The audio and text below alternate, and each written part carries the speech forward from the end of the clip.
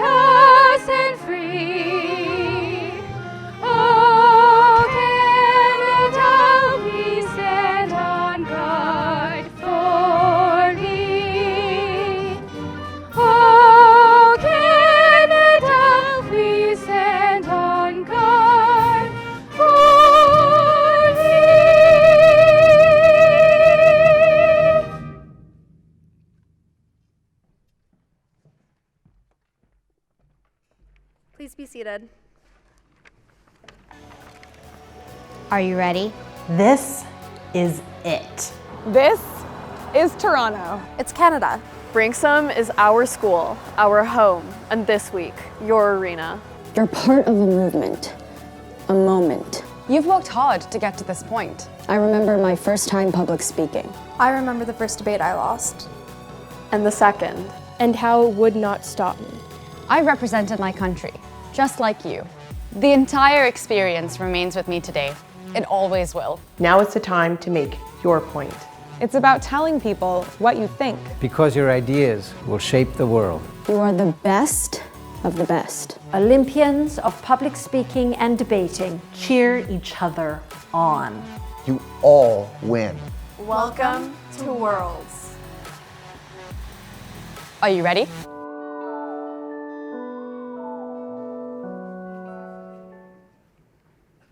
I'm now pleased to introduce a video sent by Ontario Regional Chief Roseanne Archibald.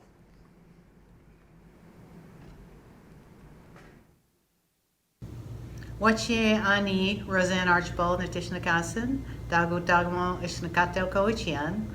I am the Ontario Regional Chief, and I'm really happy to welcome you to Ontario for the 2019 World Individual Debating and Public Speaking Championship. As many of you know, Indigenous culture is steeped in oral tradition and history, and this week you'll be honing your own skills. And I can relate to that as a leader, because I am required to communicate and distill complex ideas to a wide variety of audiences. And so my advice to you, if I could offer, is for you to be passionate, authentic, courageous, and honest in your speech. Good luck, everyone. Have a great week. It is now my great pleasure to introduce Branksome Hall's principal, Karen Djurdjevic, to deliver greetings on behalf of the school.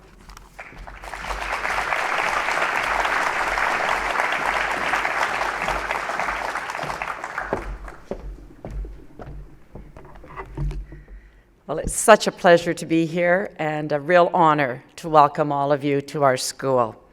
Thank you, Eve Kavanagh, for reading the acknowledgement of this land.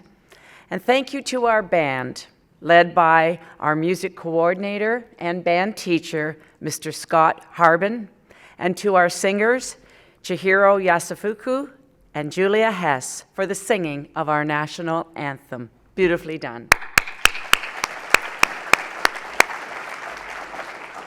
So good evening, everyone, and welcome to Canada. Here we are at the opening ceremony of the 31st World Individual Debating and Public Speaking Championships. As the principal of Branksome Hall, it is a great honor for me to welcome you on behalf of the Branksome Hall community as we mark the beginning of this momentous occasion.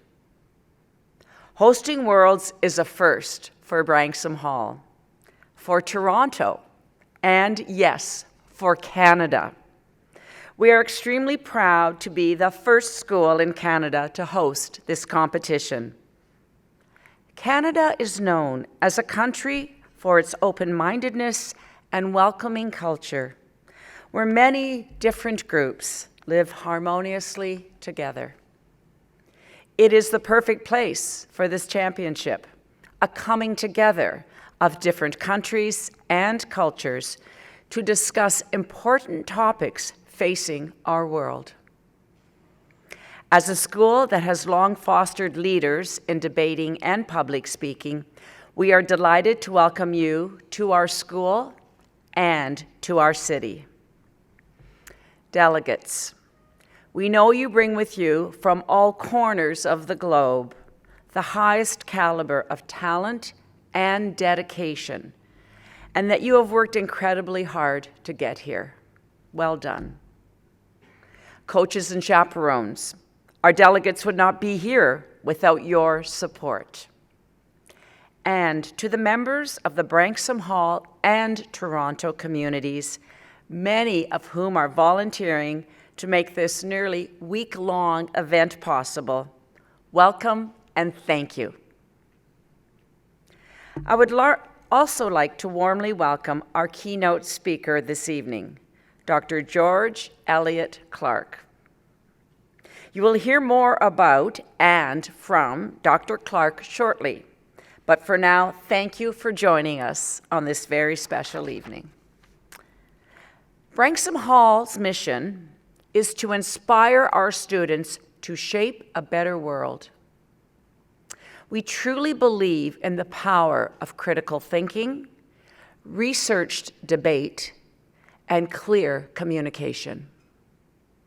The power opens the path to new ideas that can and will change the world.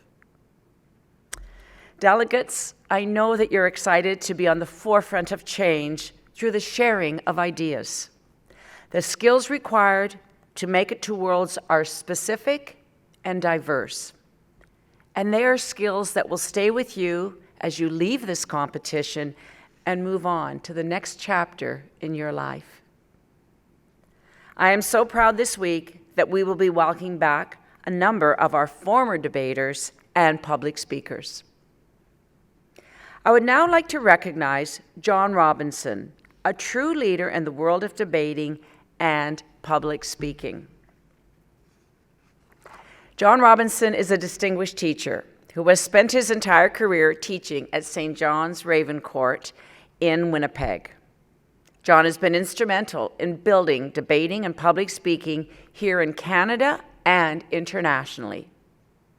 He started the National Public Speaking Competition, the Junior High National Debating Championships, the Senior High National Debating Championships, and was the co-founder of this event, the World Individual Debating and Public Speaking Championships. In 2006, John received the prestigious Prime Minister's Award for Teaching. We are honored to welcome him and to thank him for all he will do to ensure the success of this competition. John, could you please stand and be recognized? I ask the audience to join me.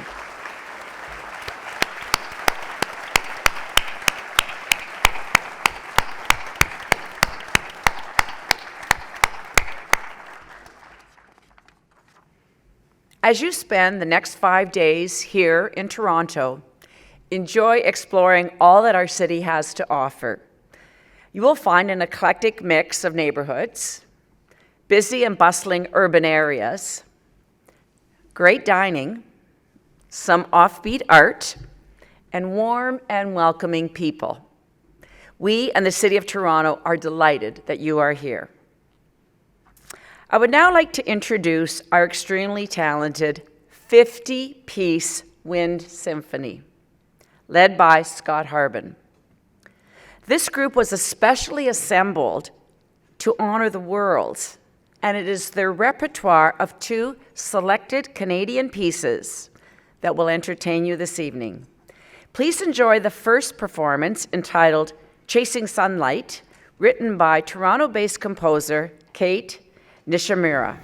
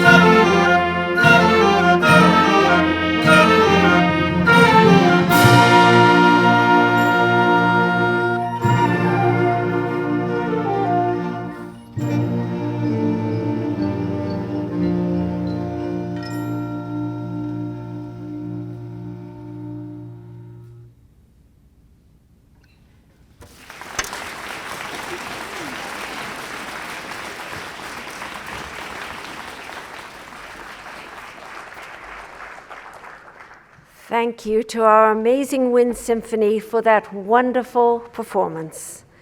Good evening, everyone. I am Carrie Weinstock, the Deputy Principal here at Branksome. I have been involved in debating and public speaking for many years at the school, and so it is especially exciting for me that Branksome Hall is hosting this prestigious competition.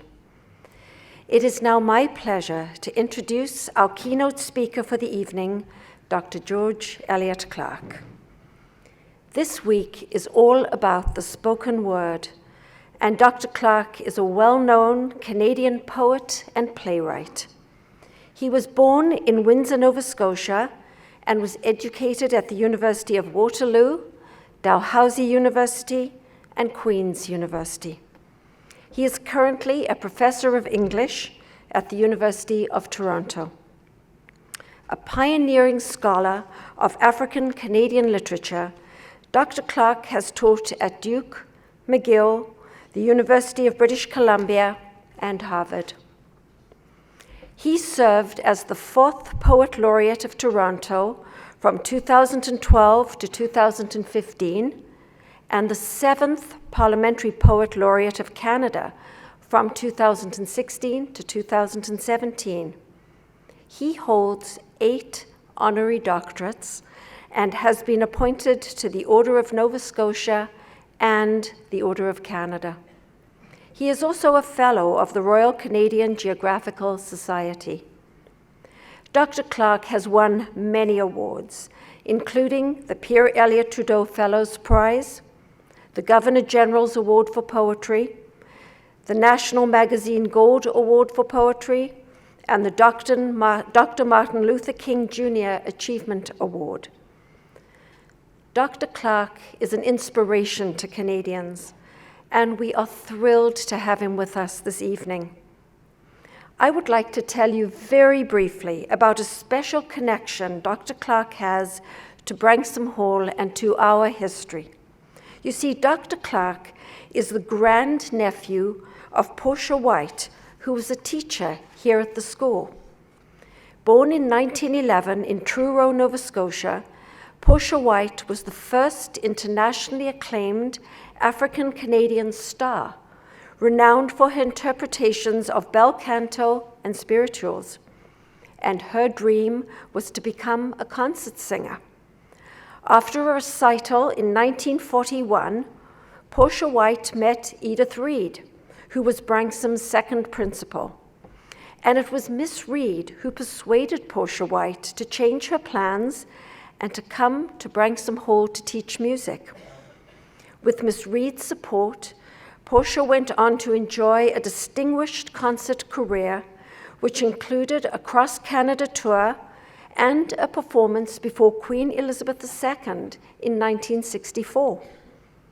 Portia White died in 1968, and her legacy lives on.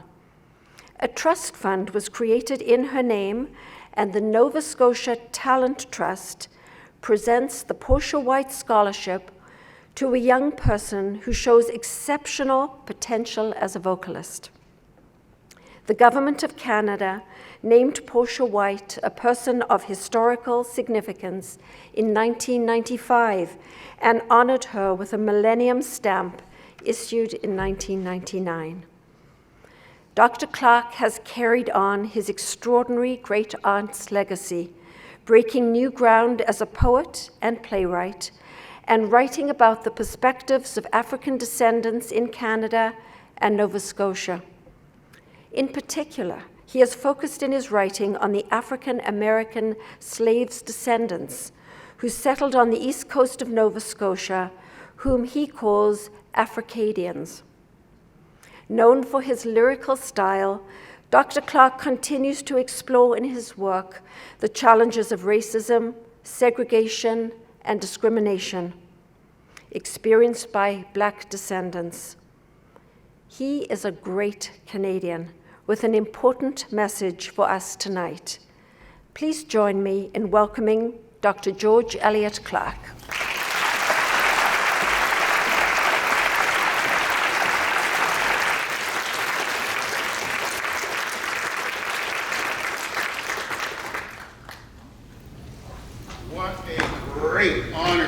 to be here this evening, and I want to thank Carrie for that tremendous introduction, and Karen for inviting me to address this very august assembly this evening.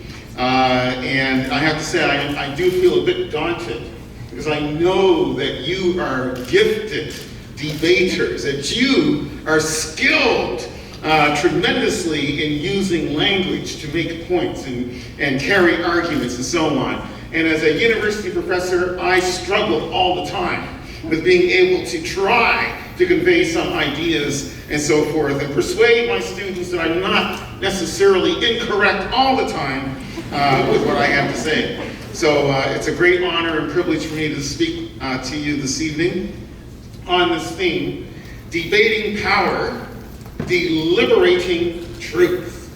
But I also just want to welcome everyone again to Toronto, to Canada, to Ontario, and to your competition over the next few days.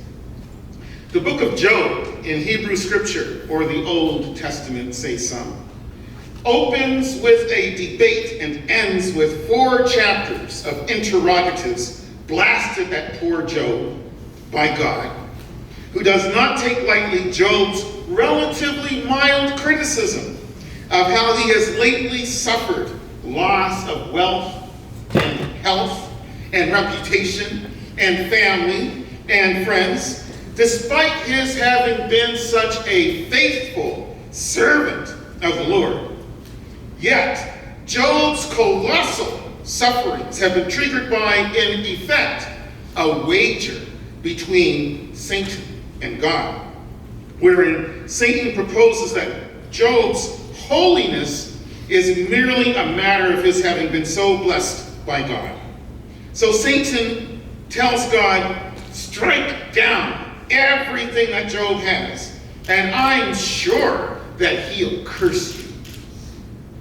God agrees to this implicit debating point, and soon Job is reduced to being a ragged, blistered derelict, bereft of his properties and abandoned by all, and exiled to an ash heap. In Job 32, after hearing Job justify himself as being undeserving of the blights and curses and chastisements that have befallen him, one interlocutor, Eliot, upbraids Job, reminding him that in essence, God is arbiter of right and wrong, of deliverance or damnation, and his decisions surpass human consideration. But Elihu's comments are not enough. God himself rebukes Job, but begins by telling him, brace yourself like a man. I will question you, and you shall answer me. The first of these interrogatives sets the tone for all the rest. Where were you, Job, when I laid the earth's foundation? The point of this and the next 3 chapters of interrogatives is to remind Job that he is clay, dust, insignificant, a nobody, and only a temporary thing that will vanish back into nothingness as soon as God decides. In contrast, God is almighty, omnipotent, omniscient, and omnipresent, the great creator. How presumptuous of Job to think that he could call God to account, or to rank his own righteousness as worthy of God's endorsement, when God determines justice and who should be saved and who not. I begin my talk with this excerpt from Hebrew scripture because it demonstrates debating power, deliberating truth, even though Job has little say in the whole contest, and even though Satan has, well, more or less won the original wager or debate, for Job has, if not in so many words, blamed God for his misfortunes. In any event, both Satan explicitly and Job implicitly are observed in a debate with God about whether he hands out punishments and rewards justly. They are both engaged in debating ultimate power, and there is power in their debate. For both Satan and Job, who is at this point a de facto ally of Satan really, compel God to answer their challenges to his powers of discretion and judgment, even if he can actually thunder out his reply from a whirlwind, thus drowning out Job's puny mortal voice. That God does answer Job establishes that he is not a great dictator, but rather is willing to hear opposing arguments, even if he must triumph in the end, which is a bit unfair, but there you have it. Indeed, there are many instances in Hebrew scripture where God changes his mind as a result of prayers offered up or lambs put down, so that even his use of ultimate power can be offset by human reasoning, argument, and debate. In Exodus 20, after God has inscribed the 10 Commandments in stone, with much thunder, lightning, and trumpets blaring, the Israelites are so afraid of his awesome might that they beg Moses to intercede for them, to speak to God, debate with him on their behalf, for they are afraid, I believe, that they could say something irritating or provocative, thus causing God to strike them with a plague of some sort. To debate power is, however, the power to change minds, and that can change everything. But it's also the only way to deliberate truth. In the so-called New Testament or Greek scripture, when Jesus is brought before Pilate to answer the various charges against him, respecting his being an alleged fraud artist, troublemaker, public nuisance, rabble-rouser, blasphemer, etc., the Roman governor asks Jesus, "What is truth?" but does not wait to hear the answer, perhaps because he already knows it or is not serious or wasn't serious in asking the question. But Jesus himself suggests an answer in John 17:17, wherein he says, "Thy word is truth." That explanation may sound rhetorical, but it is also supremely profound. For as a poet and a writer and a reader and critic of literary texts, I know that a trace of the autobiographical and of the psychological is imprinted in our very diction. Whoever you believe yourself to be, whatever you may consider your identity to be, is revealed actually in the words that you deploy to express yourself or to describe and delineate the world about you. Although one can always add to one's basic vocabulary, that first-hand dictionary, so to speak, in your head is a product of culture, upbringing, family, and classmates. And so its constitutive parts, those independent words, are, in the end, what makes you you. You are your vocabulary. Your vocabulary reveals who you are, whether you know it or not, whether you are conscious of it or not. But if you are conscious of it, it will give you more power to express exactly what you need to express.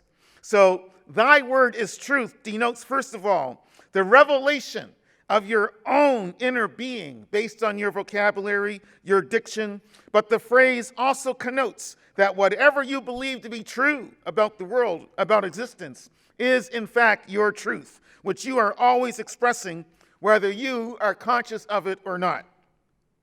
Although rhetoric itself has a bad reputation, given that it seems to denote the special, hellish, hell-raising, and sometimes deceitful discourse of politicians and lawyers, we must recognize that the only way to deliberate truth is to ascertain through research, questioning, and experiment, plus the application of linguistic skills, its revelation or incarnation via facts, studies, reports, and then the apt analysis, digestion of arguments, and the convincing presentation of interpretation. Such is the purpose of question period in the Canadian Parliament, or the dueling prosecution and defense sides in a courtroom, or the quest undertaken in a royal commission or the official inquiry or inquest, to attempt to get at something like facts or truth about persons and or incidents. Primary in all such investigations is the interrogative, the thesis, the assertion or claim, and then the provision of evidence to support one proposition or another. In the English tradition, this method of inquisition, methodical, rational, logical, scientific, descends from the Renaissance British writer Francis Bacon, especially his essays, wherein he can argue both sides of an issue with equal skill, authority, credibility, and evidence, then leave it up to the reader to decide his or her own opinion. But I'm also reminded of the great theorist of decolonization, Frantz Fanon, and the last sentence of the English translation of Peau Noir, Masque Blanche, or Black Skin, White Masks. Oh, my body, make of me always a man who questions. And I also recall one of Malcolm X's most profound statements: only the unasked question is stupid. These statements undergird for me the necessity of living one's life as a series of interrogations. Who am I? What is happiness? How can my life and my neighbor's life be better? What is the proper relationship among the individual, the community, and government? How can I improve myself in terms of my skills and or morality? What is justice? And so forth.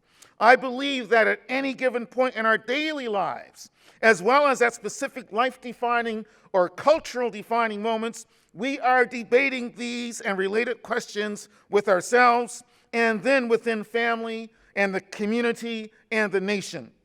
Our answers to these questions shift, sometimes daily, but the life lived, or as it's lived, is the answer for all to see, even if there are moments of conservatism and Buddhism, liberalism and aestheticism, feminism and Islam, or even contradictions in how we reason through or think about various challenges and conundrums. Of course, Socrates put this notion famously in his Apology, as recorded by Plato: the unexamined life is not worth living.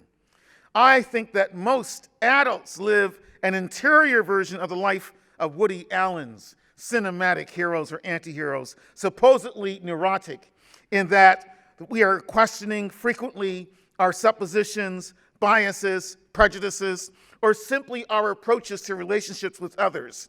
In other words, there is an eternal debate between our bête noirs, or favored animosities, and in Abraham Lincoln's phrase, the better angels of our natures.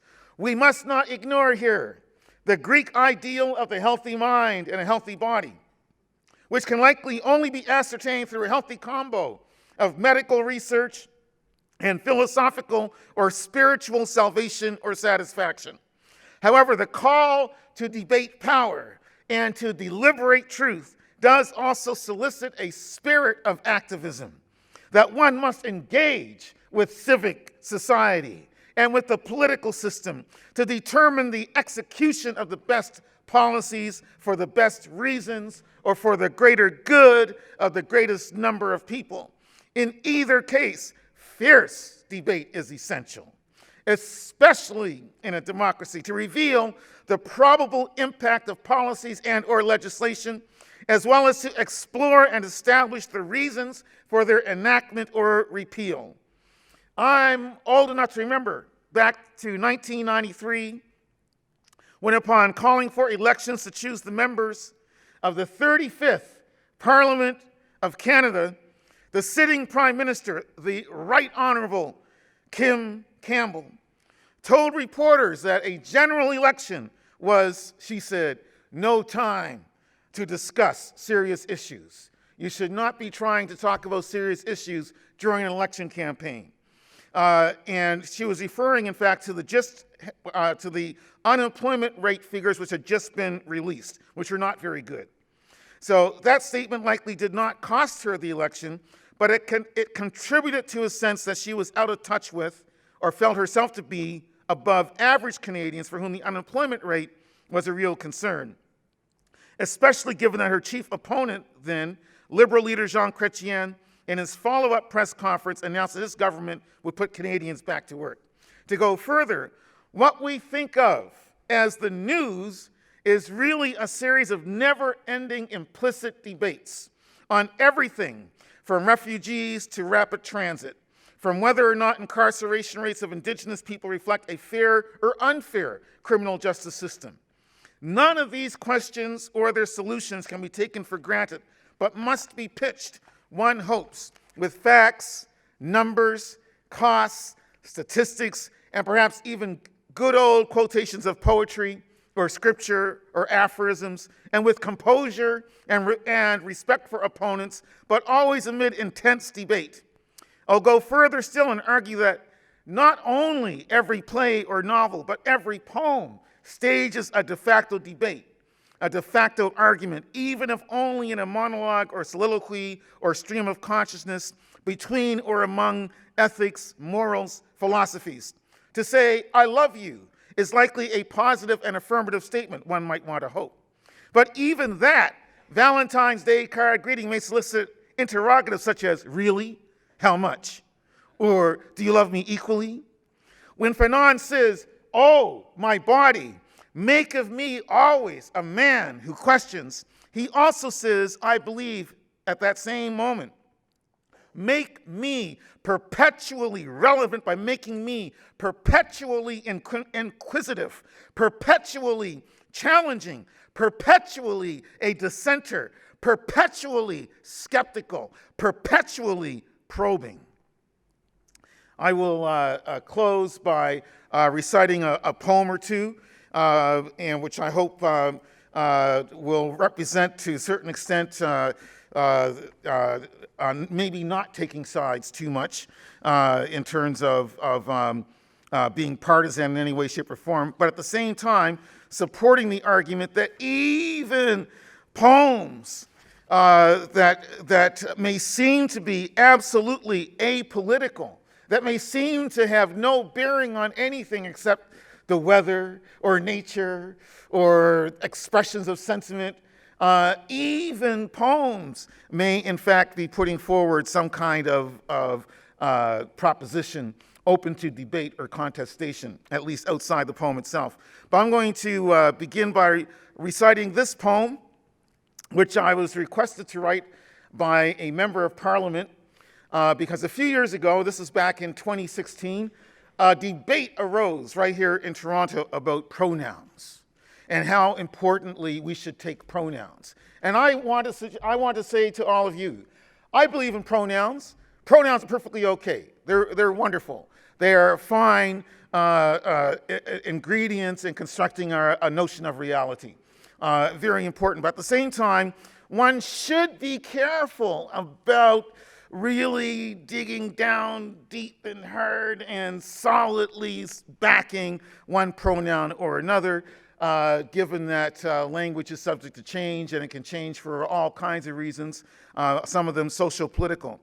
But in response to this member of parliament and her request for a poem on pronouns, and not wanting to be partisan, I did not want to take a position that could be considered to be in favor of one political party or another, or even in favor of pronouns or not, as difficult as that might seem. But this is the poem I offered her, which she then recited in the House of Commons in Ottawa. Pronouncement on pronouns. Oh, and it rhymes, very importantly. Now, you and me and he and she and they are pronouns defining humanity, but they're not, really not, definitive. For how we lean determines how we live. Note that he is within she, or that she includes he. Fluid is identity. Male is partly female because female carries male. To wit, gender's not a jail. So to be transgender is to be free, to be one's entire personality, a chosen body unfrozen from fear, liberated from custom, free to dare, to wear what fits, not what suits, restrictions, and to be facts, not plausible fictions. Transgender's transgressive because it frees, masculine and feminine as they please. Let me find another. Oh, thank you so very much. That's a very encouraging response. I hope that the Member of Parliament received some applause when she recited that poem. We were mentioning my late great aunt Portia White recently, and her role as being a trailblazing Black Canadian artist. And some of you may come across a $10 bill while you're visiting Canada. And it may very likely be a $10 bill which has an image of a Black woman on the front of it. And her name is Viola Desmond. She was a real person. The reason why she's on our $10 bill is because of the fact that she resisted a segregation rule in Nova Scotia cinema way back in 1946.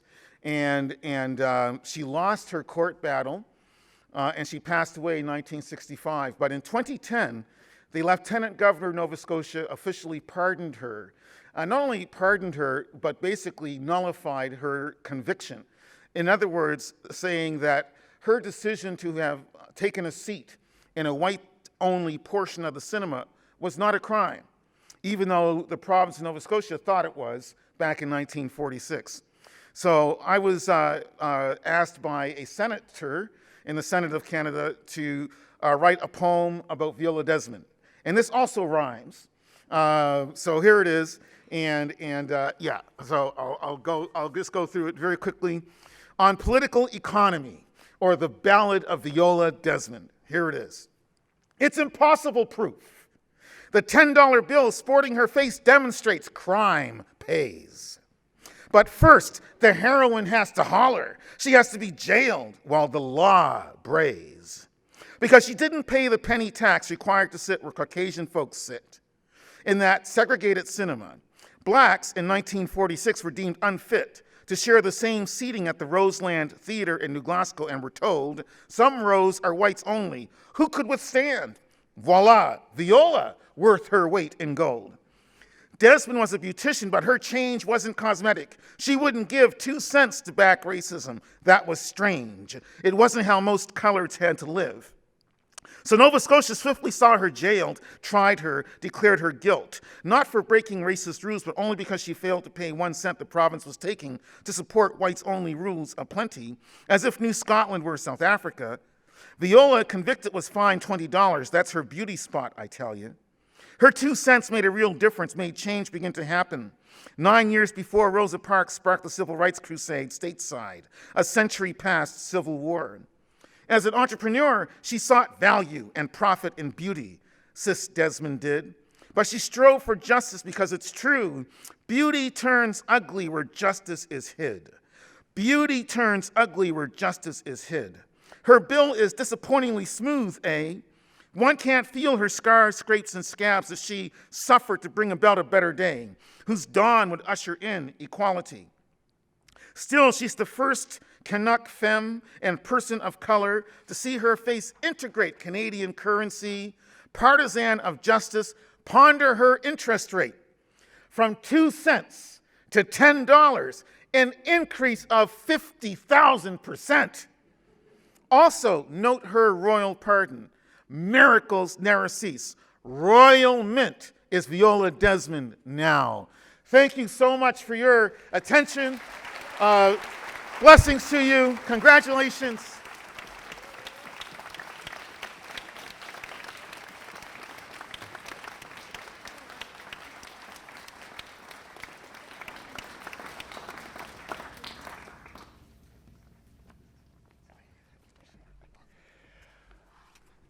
Hi, I'm Owen Williams. I'm a debate coach and English teacher here at Branksome Hall, and I've had the pleasure of working with the dedicated team that's coordinated this tournament. And it's my great pleasure to stand here and thank Dr. Clarke for that speech. I mean, what can I say? That's another round of applause, please. I'm a huge personal fan, and it was really a dream of mine that you'd be here to speak with us tonight, and you are. For our delegates in particular, I know that your words will have a great impact as everyone here begins their own journeys with words here at Worlds. And hearing your message about the power of words and debate and the constant interrogative present in everyday life from someone who speaks so well with such passion and music to your voice, it's captivating. I think that's an inspiration for everybody here as they prepare for their speaking in the coming days. So once again, please, can we warmly thank Dr. George Elliott Clarke.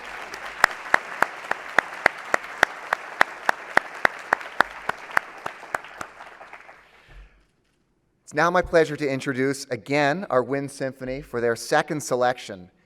It's entitled The Gathering of Eagles. This is a song from the oral tradition of the Squamish Nation, whose traditional territory is on the west coast of Canada. The song was generously shared by the Squamish National Cultural Advisor and performer Bob Baker, who, together with Canadian composer Robert Buckley, shaped The Gathering of Eagles into this piece, which you're about to hear. This arrangement was published in 2018, and it honors Squamish tradition while allowing performers and audiences across the world to share in a small part of the rich culture of Canada's First Nations. So enjoy The Gathering of Eagles.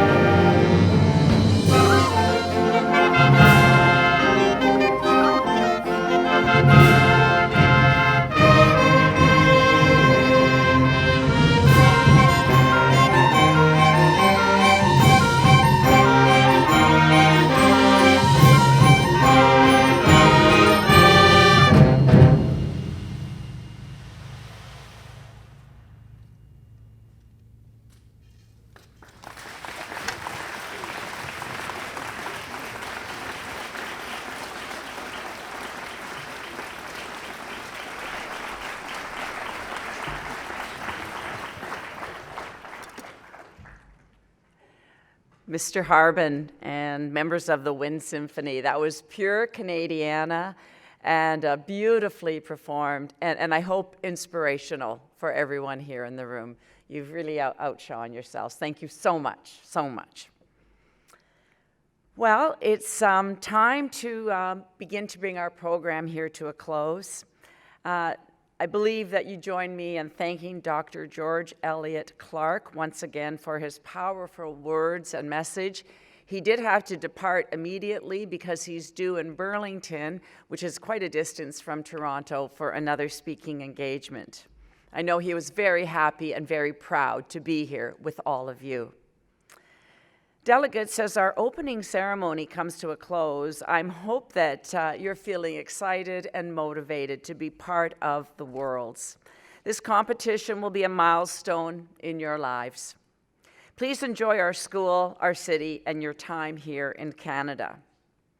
And as I close, I would like to thank the organizing committee for making this entire event possible, and also thank our sponsors and patrons.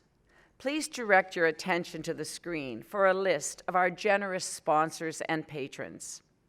Thank you for your generosity and for supporting these talented debaters and public speakers, and for providing them with a platform for their voices to be heard.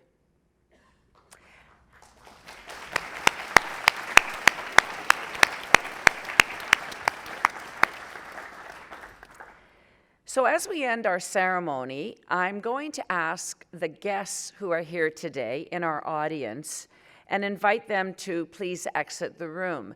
The debaters will stay. Owen Williams and our lead debate coach and John Robinson will then come here to the platform and speak to the participants about the details of your tournament. So on that note, I thank everyone for joining us on this very, very special history-making event in Toronto, in Canada, and at Branksome Hall. And to all our debaters, I wish you the very best of luck and have a lot of fun while you are here. Thank you, and this brings our ceremony to a close.